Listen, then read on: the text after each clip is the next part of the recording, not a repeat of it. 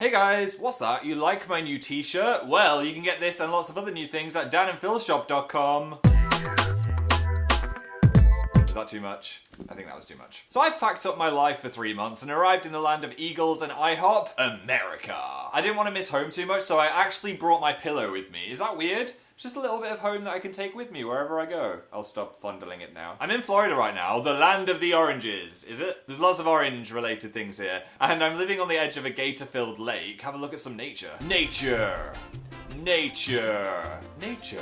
It wasn't that easy getting here though. I was running late, having packed my suitcase at about 4 AM. Stop judging me. Side note, I only brought 5 pairs of boxers for 11 weeks. I should probably go shopping. So the night before, I had to book a cab on Dan's phone as mine wasn't working, so I woke him up in the morning, checked his phone, it said your cab has arrived, shut the door, locked everything up, went downstairs with my 2 suitcases, and no cab. There was no cab to be seen. There was no person to be seen. It was like 28 days later. No one anywhere. Now, I didn't have the cab number as it was locked away upstairs on Dan's phone, so I tried to call him.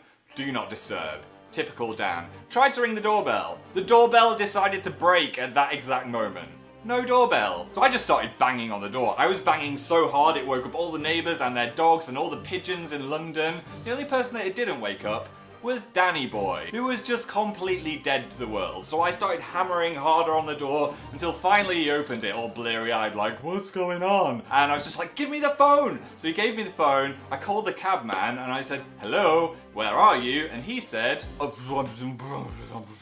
he'd obviously been sucked into some kind of hell dimension where people sound like broken dishwashers. Turned out he parked a mile away and refused to move, so I had to jump in another cab, and the cab driver said, yeah mate, you're totally gonna miss your plane. Thanks for the confidence, dude. Of course, every single resident of the universe was on their way to Gatwick Airport. I was sweating, my back was sweating, my eyes were sweating. That might have been tears, actually. But I checked Google Maps on my phone and I was due to arrive at 9:58, except check-in closed at 10 AM. So he finally pulled in and I was dragging my 2 suitcases behind me like a flailing deer on roller skates, running down tunnels, up a lift. It was the furthest place ever. Gatwick Airport is like a maze. I think I medically died about 3 times between the car and the airport. My lungs felt like cotton wool. So I finally, with my dying breaths, made it to the desk at bang on 10 o'clock.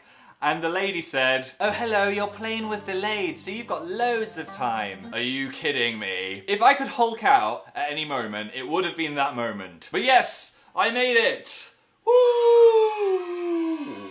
So far I've been severely overwhelmed with the choice of cereal. You've got Vanilla Crunch, Vanilla Wheats, Vanilla Toast Crunch Wheats. In the end, I went for something a bit left field. I went for French Toast Crunch. Look, it's in the shape of tiny toasts. It's even got a little crust around the edge. And somehow, miraculously, it actually tastes of French toast.